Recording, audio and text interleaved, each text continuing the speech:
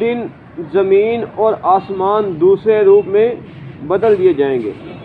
حضرت ابن عباس رضی اللہ تعالی عنہما کا قول ہے کہ اس زمین میں کمی بیشی کی جائے گی، اس کے درخت، پہاڑ، وادیاں، دریا سب ختم کر دیے جائیں گے اور اسے اکاذی چمڑے کی طرح کھینچا جائے گا جس طرح کچے چمڑے کو کھینچتے ہیں۔ وہ بالکل چٹیل میدان ہوگا جس پر نہ کسی کو قتل کیا گیا ہوگا اور نہ ہی اس پر کوئی گناہ ہوا ہوگا، اور آسمانوں کے سورج، چاند اور ستارے ختم کر دیے جائیں گے۔ نبی پاک صلی اللہ علیہ وسلم کا فرمان ہے کہ قیامت کے دن لوگ چٹیل میدان میں کھڑے کیے جائیں گے جو ہر قسم کے درختوں، اونچے نیچے ٹیلوں اور عمارتوں سے پاک ہوگا، اور یہ زمین دنیا کی زمین جیسی نہیں ہوگی بلکہ یہ صرف نام کی ہی زمین ہوگی۔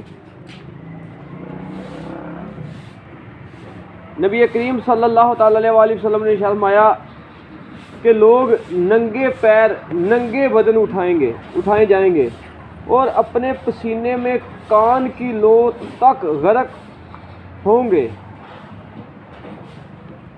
حضرت ابو ہریرہ رضی اللہ تعالیٰ عنہ سے مروی ہے کہ حضور سید اعظم صلی اللہ علیہ وسلم نے فرمایا قیامت کے دن لوگ 3 حالتوں میں ہوں گے: سوار، پیدل اور منہ کے بل چلنے والے۔ ایک شخص نے پوچھا کہ منہ کے بل کیسے چلیں گے؟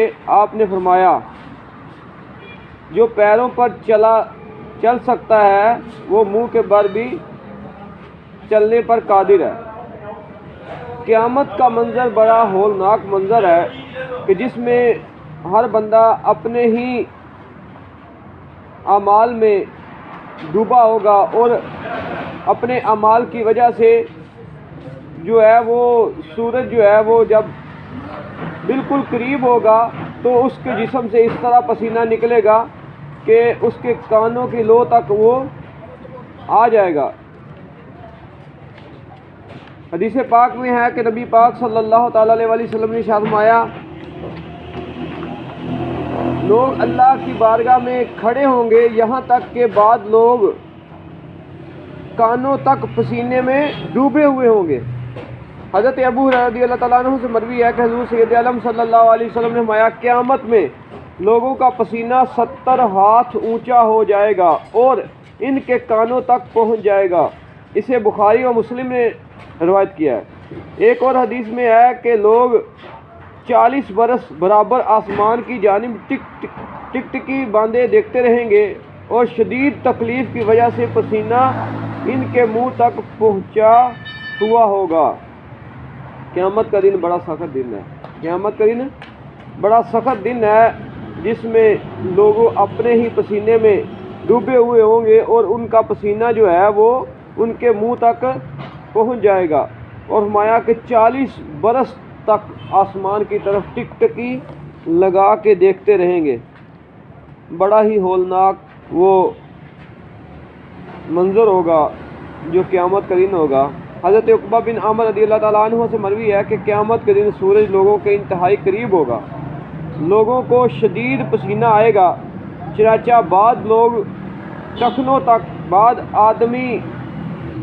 آدھی کنڈلی تک، بعض گھٹنوں تک، بعض رانوں تک، بعض کمر تک، بعض منہ تک، اور بعض لوگ پسینے میں ڈوب جائیں گے۔ اور آپ نے سر کی طرف اشارہ فرمایا۔ اے ناتواں انسان، ذرا قیامت کے روز کے پسینہ اور دکھ درد کو یاد کر اور سوچ، ان میں ایسے لوگ بھی ہوں گے جو کہیں گے اے اللہ ہمیں اس مصیبت سے نجات دے، اگرچہ تو ہمیں جہنم بھیج دے، اور تو بھی انہی میں سے ایک ہوگا اور تجھے معلوم نہیں کہ تو کہاں تک پسینے میں غرق ہوگا۔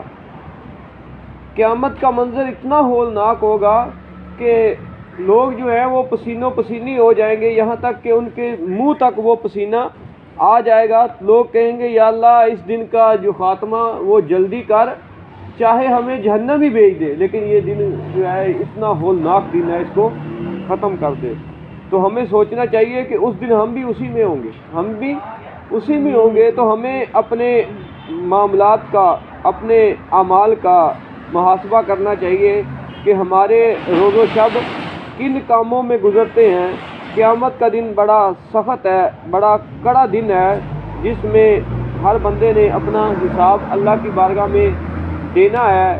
تو ہمیں آخرت کی ہر وقت فکر کرنی چاہیے، آخرت کی طرف ہمیں ہمیشہ اپنے معاملات کو، اپنے اعمال کو دیکھنا چاہیے کہ ہم آخرت میں اللہ کی بارگاہ میں جواب دہ ہیں۔ اللہ تعالیٰ نے جو ہمیں زندگی دی ہے، ہم اس کا حساب کل قیامت کے دن اللہ کی بارگاہ میں دیں گے۔ تو قیامت کا دن بڑا سخت دن ہے، اس کے لیے ہمیں تیاری کرنی چاہیے۔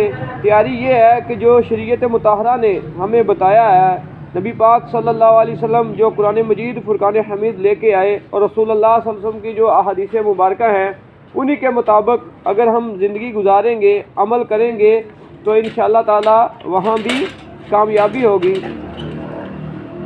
فتاوی رضویہ شریف میں امام احمد رضا خان بریلوی رحمۃ اللہ علیہ آپ فرماتے ہیں کہ حضرت ابو المواہب رضی اللہ تعالیٰ عنہ فرماتے تھے کہ میں نے خواب میں رسول اللہ صلی اللہ علیہ وسلم کو دیکھا۔ حضور اقدس صلی اللہ علیہ وسلم نے مجھ سے فرمایا کہ قیامت کے دن تم 1,00,000 بندوں کی شفاعت کرو گے۔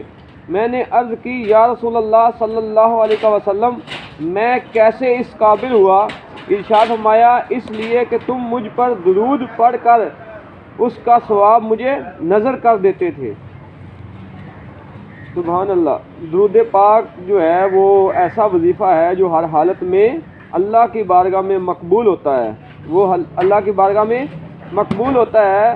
تو نبی پاک صلی اللہ تعالیٰ علیہ وسلم نے باقاعدہ ایک شخص کو خوشخبری دی ہے کہ تو اللہ کی بارگاہ میں قیامت کے دن 1,00,000 بندے کی شفاعت کرے گا۔ اس کی وجہ یہ ہے کہ تم جب بھی مجھ پر درود پڑھتے ہو، پڑھ کر اس کا احصال ثواب، تحفہ نذرانہ جو ہے وہ میری نظر کرتے ہو۔